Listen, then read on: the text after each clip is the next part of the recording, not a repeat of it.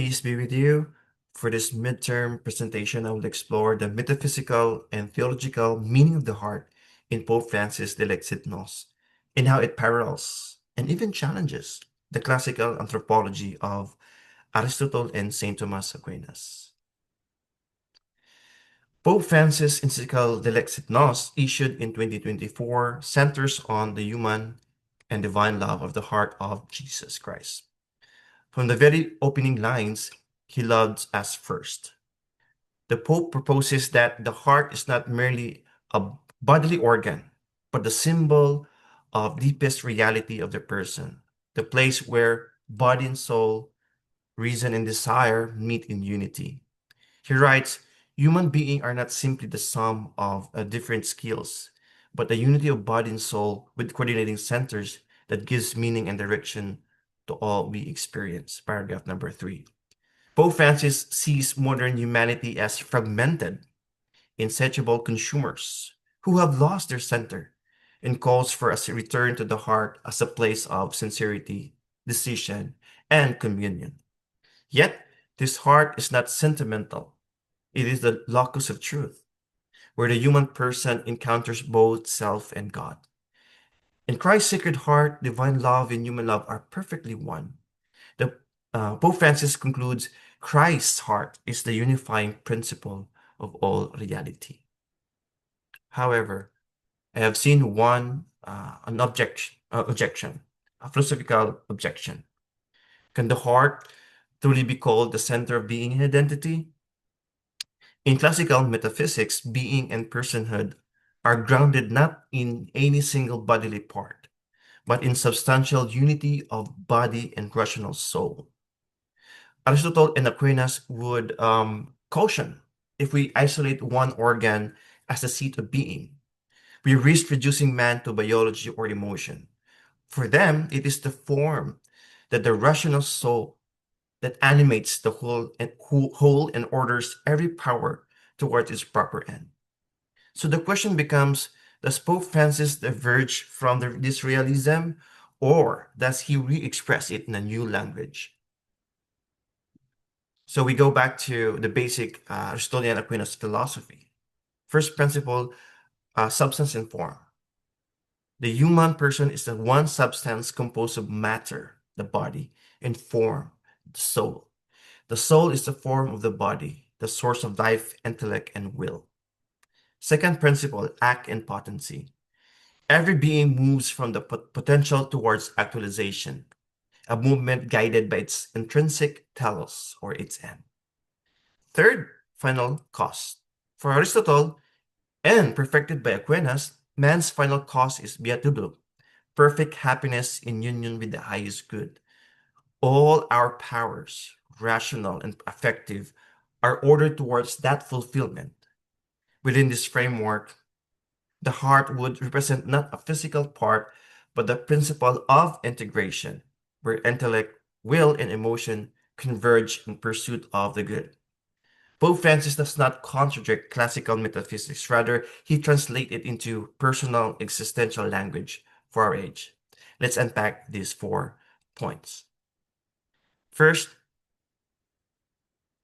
Francis writes that human beings are unity of body and soul with coordinating centers, paragraph number 3. This echoes Aquinas, the soul is the form of the body that unites all faculties. The heart in Francis becomes the symbol of essence, the living center that gives coherence to the composite person. So in metaphysical terms, heart stands for the form and act, the seat of integration.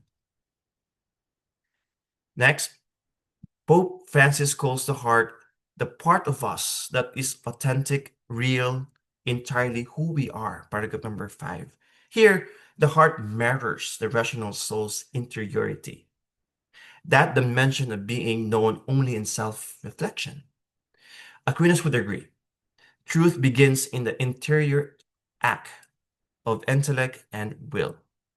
Thus, Francis' language of the heart that sees corresponds to the soul's capacity for self-knowledge and moral discernment.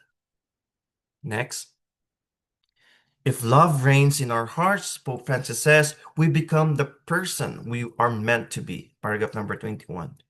This expresses Aristotle's idea of entelechy, the realization of potency to virtuous act. In Aquinas, love, caritas, perfects every other virtue. It is the form that gives life to moral action. For Pope Francis, love is not sentiment, but the act that actualizes human nature. Next, finally, the Pope writes that Christ's heart is the unifying principle of all reality. Paragraph 31. Here, Dilexit Nos meets Aquinas' teleology. All creation is drawn towards God, the ultimate end. The heart symbolizes the final cause, the inner dynamism by which human beings made for love are ordered to divine communion. In short, the heart is Francis' way of naming the final cause at work within human composite.